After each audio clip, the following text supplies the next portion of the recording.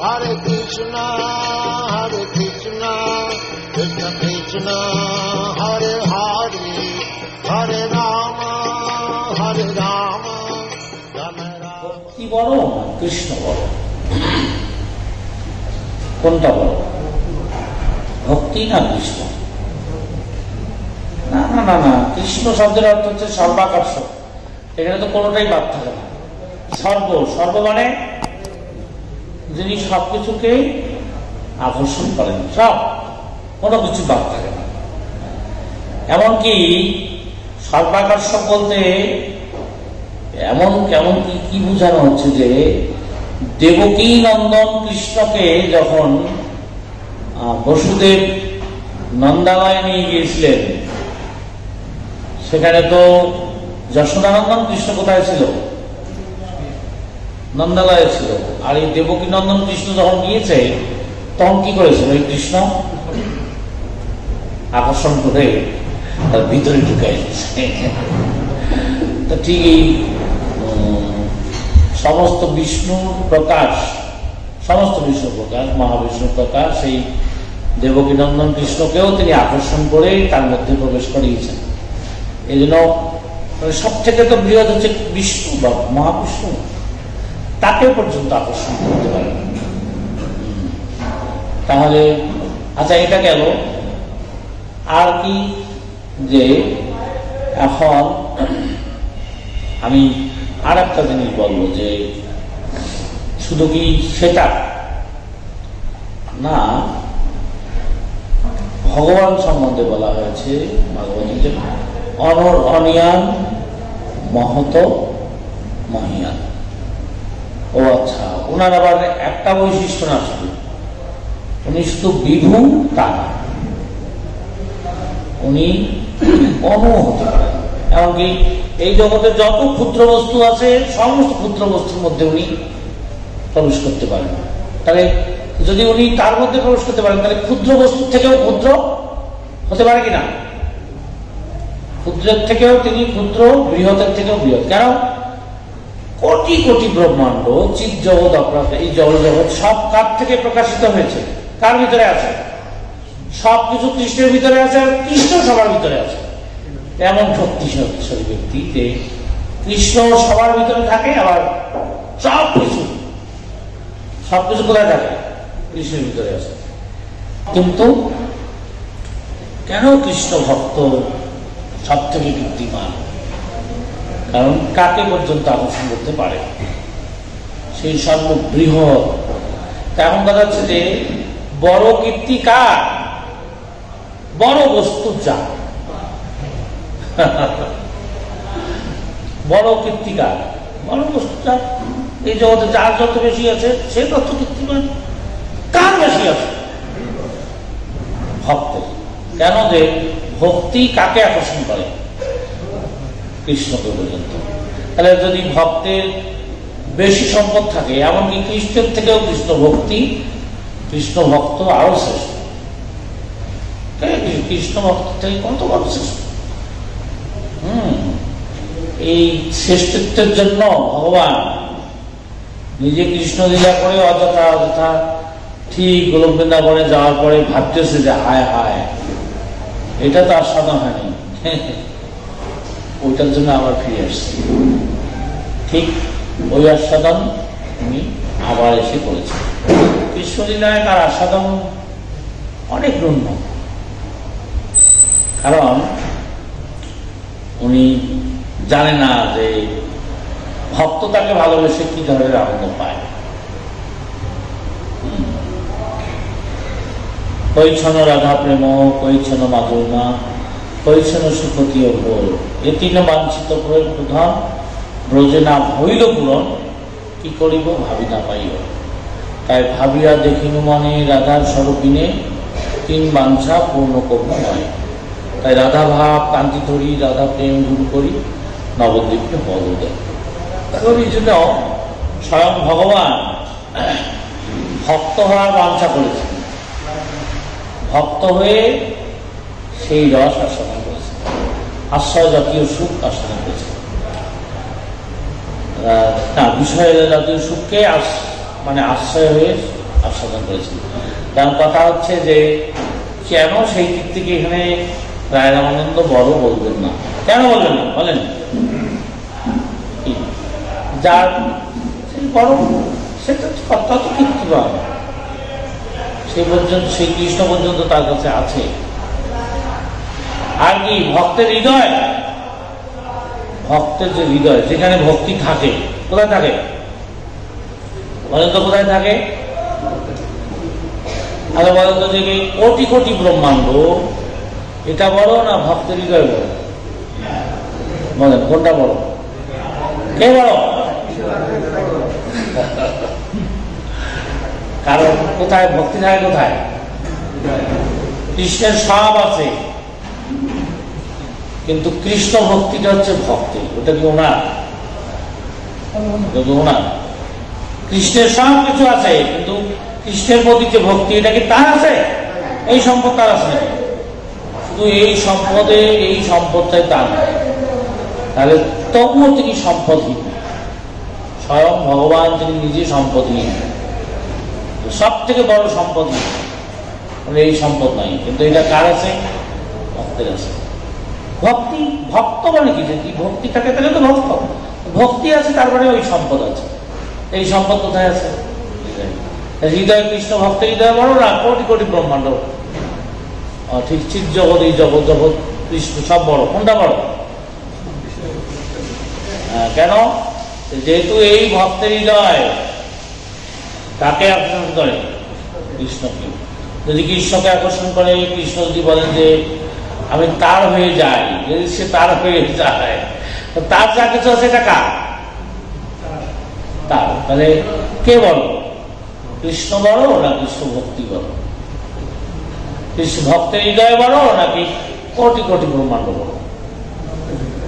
তাহলে যে বড় জিনিসটা প্রাপ্ত হয়েছে তার কীর্তি থাকবে না? কার কীর্তি হবে? কৃষ্ণের কীর্তি কেউ হারাম পাচ্ছে। কোন বড় কীর্তি? কোনটা শ্রেষ্ঠ? ঠিক এই জন্য কীর্তি মধ্যে জীবের কোন বড় কীর্তি? কৃষ্ণ ভক্তি বলি যাহা হয়, কৃষ্ণের প্রতি যদি ভক্তি হয় তাহলে এটা হচ্ছে সব থেকে বড় খ্যাতি। এর থেকে শ্রেষ্ঠ খ্যাতি এই জগতে আর কিছু হতে পারে না, হবে না।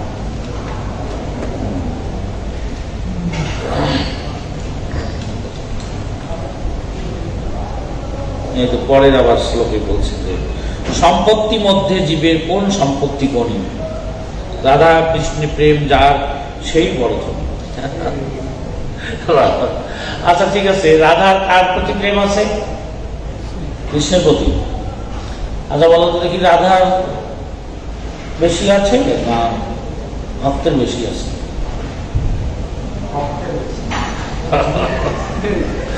রাধার তো কৃষ্ণ আছে, আর ভক্তের কি আছে?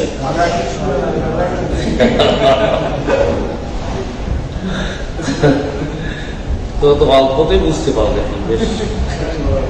রাধার থেকে বেশি কার আছে? যেহেতু রাধা কৃষ্ণ গোপীদের, তার আছে। আর ঠিক সমস্ত গোপী সহজার গোপীদের প্রতি ভক্তি আছে এবং রাধা কৃষ্ণের প্রতি আছে। তা আমরা বলতে পারি যে সখীদের থেকে মঞ্জরীরা আরো বেশি সম্পদশালী পর্যায়ক্রমে। আচ্ছা পর্যায়ক্রমে আমরা যদি বলি যে রূপ গোস্বামী পাদ, ওনার বেশি সম্পদ আছে না আমার বেশি সম্পদ আছে? কার বলেন তো দেখি, রূপ গোস্বামী বেশি আছে না আমার বেশি? কার বেশি আছে বলো, কার বেশি আছে? আরে রূপ গোস্বামী কি বেশি আছে? রূপ গোস্বামী তো উনি একজন ভক্ত, আর সর গোস্বামীর আলাদা পৃথক পৃথক, তাদের আলাদা অনুভব আছে, তাদের আলাদা আলাদা ভাব আছে। উনি তো একটা মঞ্জুরি ভাব ওনার, কিন্তু অন্য সব ভাব এটা সব মিলে কার আছে? আমাদের গুরুবর্গের আছে কিনা? এই জন্য পরম্পরায় দেখো যে আমরা সব থেকে বেশি ধনী, আমাদের থেকে বেশি ধনী কেউ নেই। কেন? যে রূপ গোস্বামীর তো এরকম ভক্তি বিনোদ ঠাকুর, ভক্তি সিদ্ধান্ত সরস্বতী প্রভুপাদ নাই, আছে। আমরা পর্যায়ক্রমে কি আমার গুরুদেবের কি আছে ভক্তি বিনোদ ঠাকুর, ভক্তি সিদ্ধান্ত সরস্বতী, গৌরকিশোর দাস বাবাজি, জগন্নাথ বাবাজি মহারাজ, সমস্ত আচার্য বর্গ, রূপ গোস্বামী, সনাতন গোস্বামী, রঘুনাথ, সব অষ্টসখী বৃন্দ, সমস্ত মঞ্জুরিগণ, সকল তার সম্পদ, সব আমাদের গুরুদেবের সকল সম্পদ। আর যদি আমি আমার গুরু ভক্তি থাকে তাহলে কি হলো? এটা তো রাধাকৃষ্ণ ভক্তির কথা বলছে।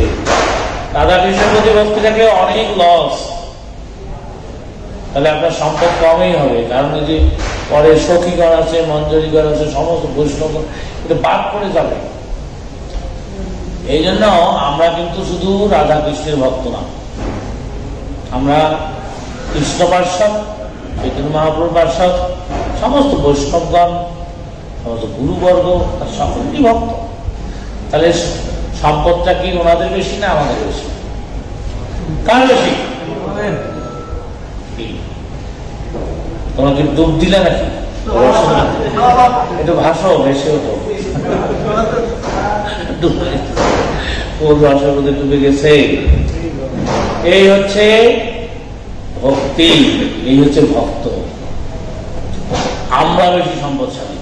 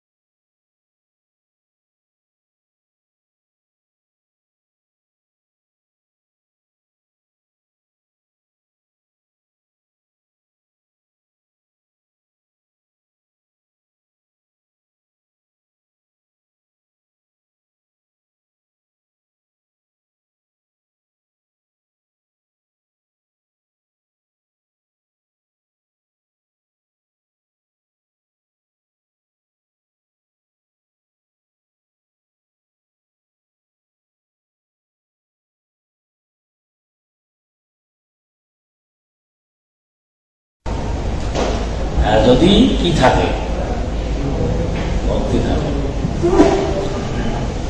এই পোস্ট এটা অনেক বড়, এই ভিত্তি অনেক বড় ভিত্তি। আমার মনে হয় এটা বোঝা গেছে যে সম্পত্তির মধ্যে জীবের কোন সম্পত্তি কোনি, রাধা কৃষ্ণ প্রেম যার সে বড় ধনী। কিন্তু আমি বলবো যে গুরুদেবের প্রেম যার সে বড় ধনী, কারণ ওনাদের তো সব আছে। তো আমি ঠিক মায়াপুরে সেই সময় তো এই চৈতন্য চরিত্র বাক্য শুনতেছি করতেছি, হঠাৎ দেখি শব্দ এসতেছে জগাইবাগাই ঘাটে, ওখানে পাঠ হচ্ছে। একজন মহারাজ ক্লাস দিচ্ছে খুব, তা উনি মনে হয় বামন মহারাজের কথা উল্লেখ করে বলছেন যে জীবের স্বরূপ হয় কৃষ্ণের নিত্যদাস। তা উনি হঠাৎ করে ওই শ্লোকের একটু আলাদা ভাবে বলছেন যে না, জীবের স্বরূপ হয় কৃষ্ণের নিত্যদাস না, যে জীবের স্বরূপ হয় গুরু নিত্যদাস। গুরু নিত্যদাস, গুরু যদি কৃষ্ণের দাস হয় তাহলে তো অল্পই হয়, এটা হবে না। গুরু মুক্তি থাকতে হবে, গুরুদেবের নিত্য দাস হবে, তাহলে আমরা আরো বেশি সম্পদশালী হতে।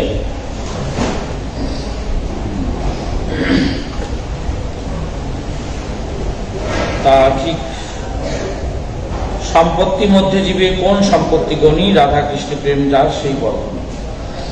তা ঠিক প্রভুপাদ এ ব্যাপারে বলছেন, এই জগতে সকলে তাদের ইন্দ্রিয় তৃপ্তি সাধনের জন্য ধন সম্পদ আহরণের চেষ্টা করছে। প্রকৃতপক্ষে ধন সম্পদ আহরণ এবং সেগুলি আগলে রাখার চেষ্টা ছাড়া মানুষ অন্য কোনো ব্যাপারেই তেমন আগ্রহী নয়। এই জগতে সাধারণত ধনী ব্যক্তিদের সবচাইতে গুরুত্বপূর্ণ ব্যক্তি বলে মনে করা হয়, কিন্তু আমরা যখন জড়জগতের ধনী ব্যক্তির সঙ্গে রাধা কৃষ্ণ প্রেম ধনের ধনী ভক্তের তুলনা করি, তখন দেখি যে ভগবত ভক্তি হচ্ছে সর্বশ্রেষ্ঠ। এই ব্যাপারে ভাগবতের একটা শ্লোক, লক্ষ্মী দেবীর আশ্রয়ে ভগবানকে যিনি প্রসন্ন করেছেন, সেই ভক্তের অলভ্য আর কি থাকতে পারে। যদিও সেই ভক্ত সবকিছুই পেতে পারেন, তবুও হে রাজন, তারা কোনো কিছুর বাসনা করেন না। দুঃখ মধ্যে কোন দুঃখ হয় গুরুতর, কৃষ্ণ ভক্ত বিরহ বিনা দুঃখ নাহি পর। এখানে আমার গলাটাই ভেঙে গেছে। তা ঠিক এখানে রায় রামানন্দ বলছেন যে মহাপ্রভু জিজ্ঞাসা করছেন যে দুঃখের মধ্যে সব থেকে কোন দুঃখ সব বেশি গুরুতর। তখন রায় রামানন্দ বলেছেন, কৃষ্ণ ভক্ত বিরহ বিনা দুঃখ নাহি পর। কৃষ্ণ ভক্ত বিরহ এটা হচ্ছে সব থেকে বড় দুঃখ।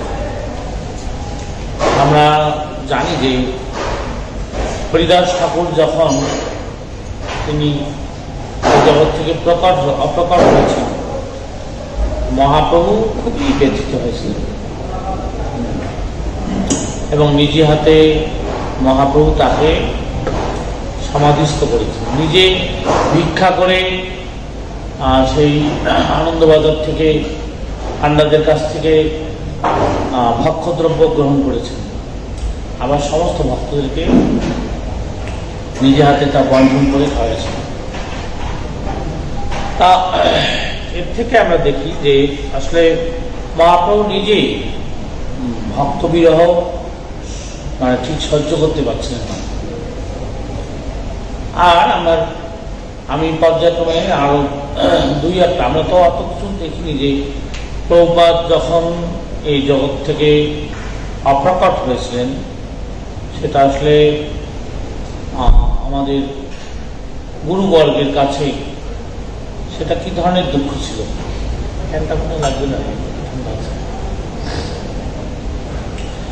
প্রভুপাদ যখন অপ্রকট হয়ে গিয়েছিলেন তখন কি হয়েছে এটা তো আমরা দেখিনি। কিন্তু আমি সেবার আমরা মায়াপুরে দর্শন আরতির সময় শ্রীকৃষ্ণ চৈতন্য প্রভু বলে প্রদক্ষিণ হচ্ছে আর কীর্তন করে করে আমরা যাচ্ছি। হঠাৎ দেখি এক বড় ধরনের কান্নার রোল ভেসে উঠল, খুব উচ্চ স্বরে এরকম কান্নার রোল কানের মধ্যে আসতেছে। ঠিক এই অল্পক্ষণের মধ্যে দেখি যে পুরা মন্দিরের মধ্যে কান্নার রোল পড়ে গেল। তারপরে দেখি যে এই যতজন কান্না করতেছিলেন, কান্নার যে শব্দ, তার মধ্যে আমি দেখতেছিলাম যে ভক্তিচারক গুরু মহারাজের যে কান্নার যে শব্দ, এটা সবাইকে ছাড়িয়ে গেছে। আসলে মূলত তারপরে আমরা জানলাম যে তমাল কৃষ্ণ স্বামী মহারাজ উনি শান্তিপুরে আত্মপ্রকাশ হয়েছে। তারপরে এই সংবাদ শোনার সাথে সাথে এরকম মায়াপুর, একদম মায়াপুরে পুরা শোকের ছায়া নেমে আসলো। যদিও আমরা সবসময় বলি যে এই দেহ অনিত্য, এই জগৎ অনিত্য, এই জগতে যারা আসছে সবাইকে চলে যেতে হবে, শোক করা উচিত নয়। আমার মনে হয় যে মহারাজকে আমাদের এইরকম বলার কি আবশ্যকতা আছে যে শোক করা উচিত নয়, কান্না করা উচিত নয়? এটা কি তার কোনো বৈষয়িক চিন্তায় এই দেহার থেকে বুদ্ধিতে কোনো কান্না না, মূলত ভক্ত বিরহে এবং কাতর কোনটা? এটা আমি দেখেছি। আর এবার ঠিক ভক্তিচারক গুরু মহারাজ যেদিন তিনি অপ্রকট হলেন, আসলে সেদিন আমার একটা জিনিস খুব গভীর অনুভব হয়েছে। কারণ হচ্ছে যে কৃষ্ণ যখন ঠিক বৃন্দাবন থেকে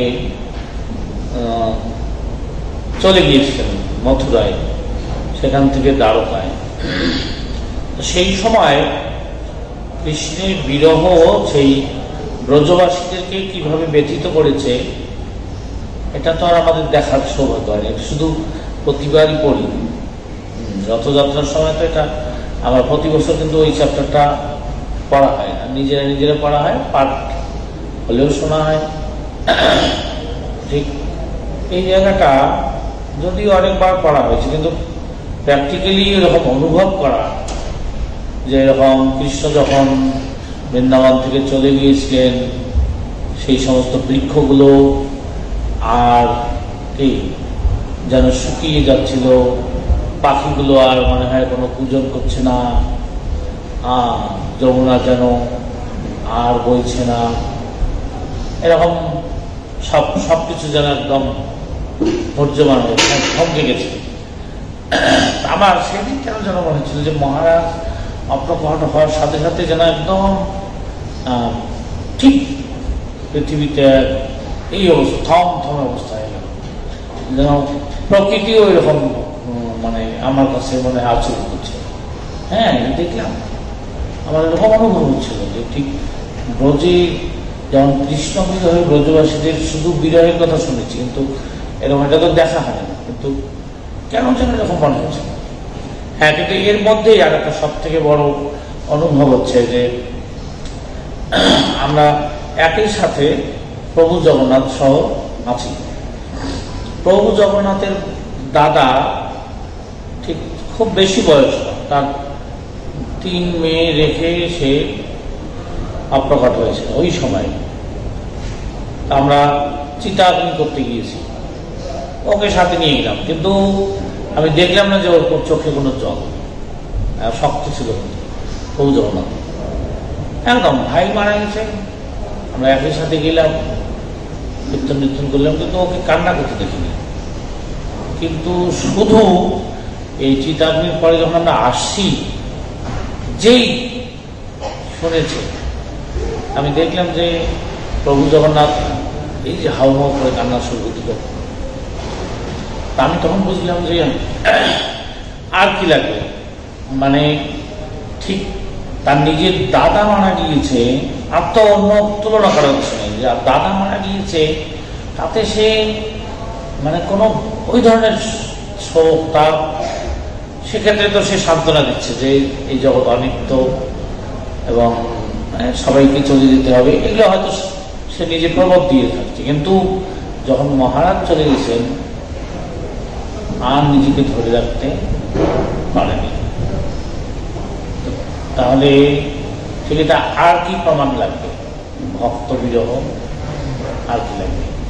নিজের দাদা মানে কিছু অথচ মহারাজ এই কথা শোনার সাথে সাথে সে কি হয়েছে, একদম কাতর হয়ে গেছে। ঠিক আসলে ভক্ত বিরহ সহ্য করাটা এটা আসলে অনেক কঠিন। ঠিক এ কথাই এখানে উল্লেখ করা হয়েছে যে যত ধরনের এই বিরহ, এমনকি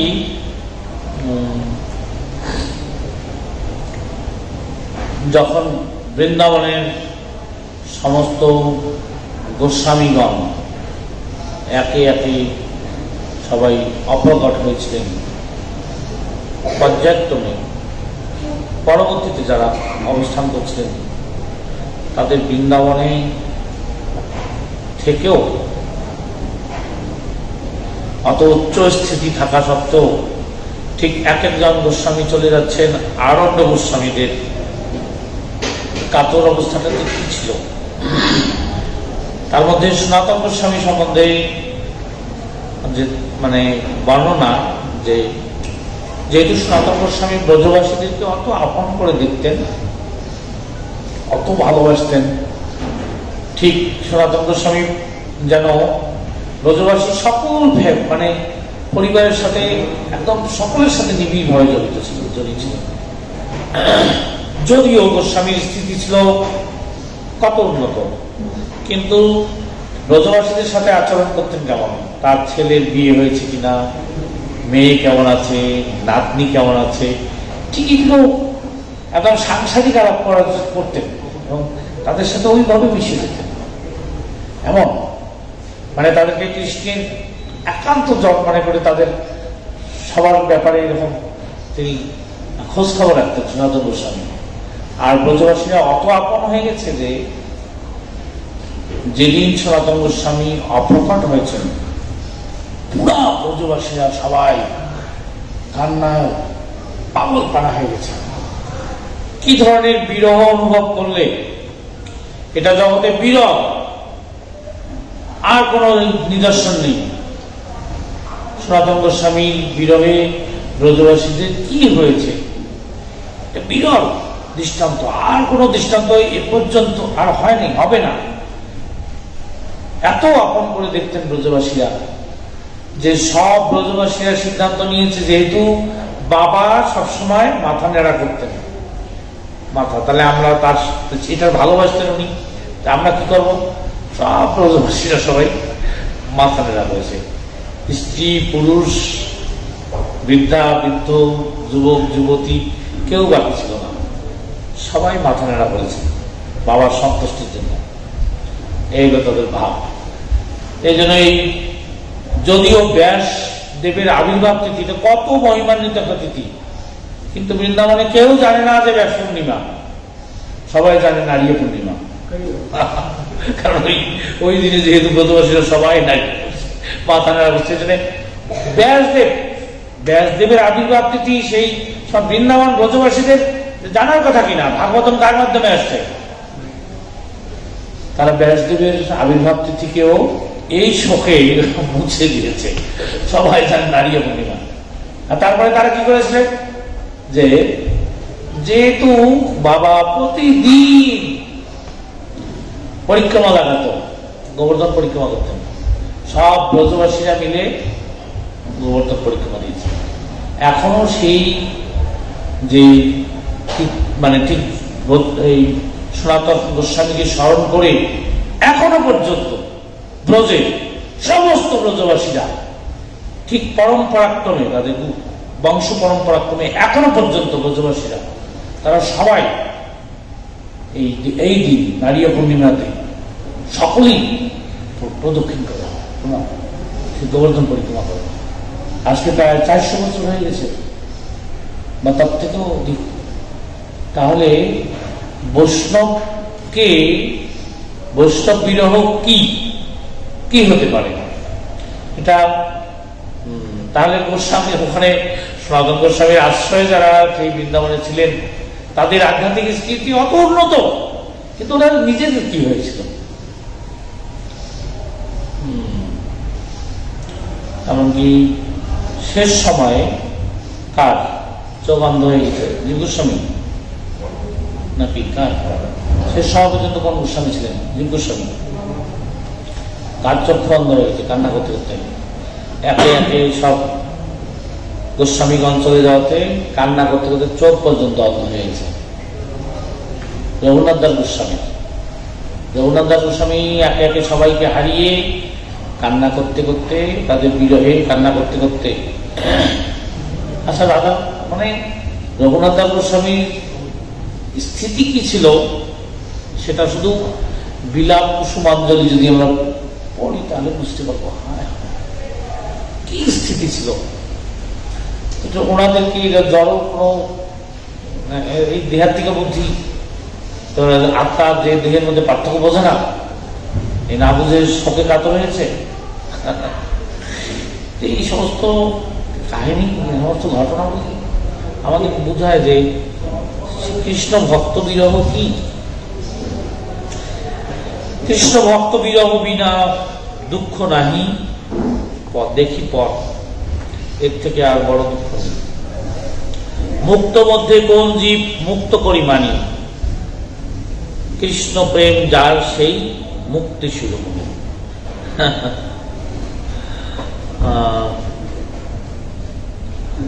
আসলে এই মুক্ত শিরোমণি যে, এ ব্যাপারে ঠিক সব থেকে ভালো বুঝেছেন আমাদের উদ্ধবজি। বৃন্দাবনে গিয়ে দেখছেন মুক্ত কাকে বলে। মুক্ত মানে কি? এই সংসারের প্রতি যাদের বিরাগ জন্মেছে, অনুরাগ নেই, বিরাগ ভাজন হয়েছে, তারা তো মুক্ত, সংসারের প্রতি, সংসার থেকে মুক্ত। ঠিক উদ্ধবজি গিয়ে দেখেছিলেন যে তারা কেমন মুক্ত। হায় হায়, প্রথম নন্দবাবার সাথে যখন কথা বলতে গিয়েছিলেন, নন্দবাবা সারা রাত তার সাথে কথা বলেছেন, কিন্তু একবার কৃষ্ণ শব্দটা উচ্চারণ করেনি। কারণ নন্দবাবা ভেবেছিলেন যে উনি যদি শুধু কৃষ্ণ কেমন আছে এই শব্দটা যদি উচ্চারণ করেন আর নিজেকে প্রবোধ দিয়ে তার সাথে কথা বলতে পারবেন না, তাহলে ঠিক দ্বারকায় কে কেমন আছে সেই ব্যাপারে তো জিজ্ঞাসা করা হবে না। তাই উনি উগ্রসেন কেমন আছেন, বসুদেব কেমন আছেন, দেবকী কেমন আছেন, অন্য সমস্ত পার্শ্ববৃন্দ কেমন আছেন, এই সমস্ত কথা বলে বলে রাত কাটিয়ে দিয়েছিলেন। কিন্তু জিজ্ঞাসা করতে পারেনি যে কৃষ্ণ কেমন আছেন। এই শব্দটা যদি সে আনে আর প্রবোধ দিতে পারবে, তাহলে তাদের অবস্থাটা কেমন ছিল? তাহলে কৃষ্ণ বিরহে কতটা পাগল পাড়া ছিলেন। তাদের কি সাংসারিক কোনো বুদ্ধি ছিল? মাত্র সার জাল হয়ে গেছে উনুনের মধ্যে, কোনো রান্না হয় না। তাহলে সেখানকার সবাই মুক্ত ছিলেন। শ্রীমতী রাধারানী, তার তো কি অবস্থা হয়েছে। উদ্ধবজি দেখেছেন যেটা, যখন উদ্ধব তাদেরকে জ্ঞানযোগ শিক্ষা দিতে চেয়েছেন, তখন ঠাট্টা করে বলছে তুমি মানে ঠিক জায়গা পাও না, স্থান কোনো বিচার নেই, কাকে যোগ শিক্ষা দিতে হয়।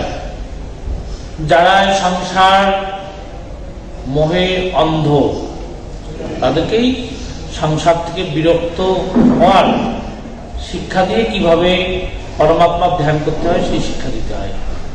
কিন্তু আমাদের অবস্থা জানো কি,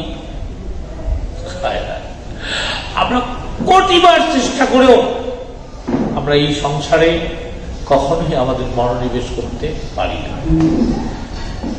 সারাদিন শুধু চেষ্টা করি কি করে কৃষ্ণকে ভুলে যাব, আর চিন্তা করতে চাই না, এই যন্ত্রণা সহ্য হচ্ছে না, আমরা একটু সংসারে মন দিই।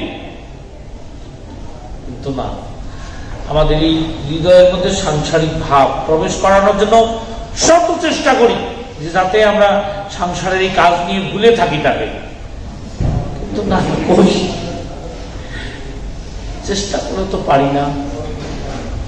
আর তাকে কি এই জ্ঞানযোগ ধ্যানযোগ শেখায় না? এই সংসারের সব অনিত্য, এরকম মোহ ত্যাগ করা উচিত, দেহাত্মিকা বুদ্ধি থাকা উচিত না, কৃষ্ণ সকলের পরমাত্মা রূপে আছে, তোমাদের সাথে তো কোনো ছেদ নেই।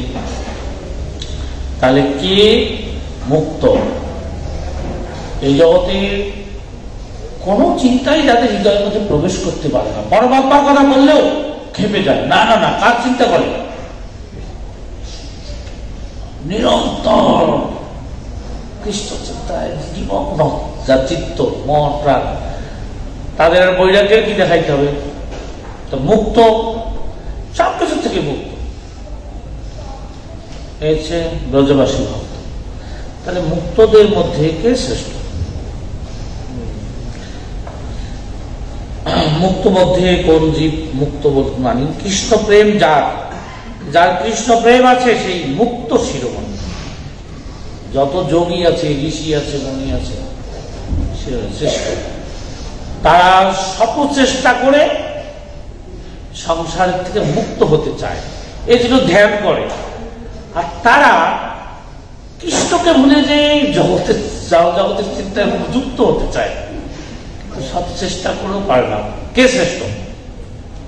কেউ ভুলতে চায়, ভুলতে পারে না, মুক্ত হওয়ার জন্য চেষ্টা করে, আর ভুলে গিয়ে, কৃষ্ণকে ভুলে গিয়ে সাংসারিক চিন্তায় যুক্ত হয়ে একটু প্রশান্তি পেতে চায়, পারে না। সেই সমস্ত ব্রজবাসী ভক্তরা সবাই, তারাই হচ্ছে সব থেকে শ্রেষ্ঠ মুক্ত শিরোমণি। গান মধ্যে কোন গান জীবের নিজ ধর্ম? রাধা কৃষ্ণের প্রেম কেলি সেই নিজের মর্ম। কোন ধরনের গান? চৈতন্য মহাপ্রভু যখন রামানন্দকে জিজ্ঞাসা করেন সমস্ত গানের মধ্যে কোন গান জীবের প্রকৃত ধর্ম, রামানন্দ রায় উত্তর দিলেন, যে গান রাধাকৃষ্ণের প্রেম কেলি বর্ণনা করে সেই গানই সর্বশ্রেষ্ঠ। তো এখানে প্রভুপাদ আমাদের স্থিতি সম্বন্ধে আবার একটু বোঝানোর জন্য চেষ্টা করেছেন যে প্রভুপাদ বলছেন, অনুগ্রহায় ভূতানাং মনুষ্যং দেহমৎসিত ভজতে তাদৃশী ক্রিয়া যশ্রুতা তৎপর হবে। জীবদের কৃপা করার জন্য কৃষ্ণ বিশ্বরূপ আশ্রয় করে তার লীলা প্রদর্শন করেন, যাতে বদ্ধজীবীরা সেই লীলাবিলাসের কাহিনী শ্রবণ করে তার প্রতি আকৃষ্ট হতে পারে।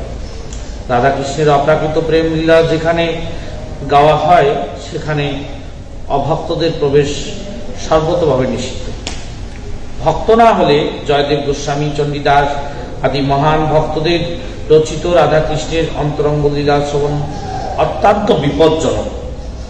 মহাদেব হলাহল বিষ পান করেছিলেন, কিন্তু সাধারণ মানুষের পক্ষে তা সম্ভব নয়। সর্বপ্রথমে শ্রীকৃষ্ণের শুদ্ধ ভক্ত হতে হবে, তাহলে কেবল জয়দেব আদি কবিদের গান শুনে অপ্রাকৃত আনন্দের আস্বাদন করা যায়। মহাদেবের অনুকরণ করে কেউ যদি বিষ পান করে তাহলে নির্ঘাত তার মৃত্যু হবে।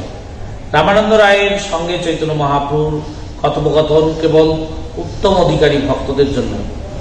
বিষয়াসক্ত অভক্তরা যারা পিএইচডি উপাধি পাওয়ার জন্য এই বিষয়ে থিসিস লেখে, তারা কখনোই এই বিষয়ের মর্ম হৃদয়ঙ্গম করতে পারে না।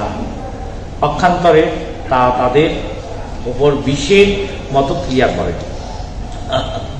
যারা পিএইচডি ডিগ্রি ও কি কৃষ্ণ ভক্ত নাকি ওই থিসিস পেপার জমা দিয়ে ডিগ্রি পাবে? কোন ডিগ্রি চাই? কৃষ্ণ ভক্তি? ঠিক এই সমস্ত ব্যক্তিরা আদৌ জয়দেব চণ্ডীদাসের যে পথ, এটার অর্থ বুঝতে পারবে না। সেই ব্যাপারে বলা হয়েছে, কত বিধগত জন রস অনুমান,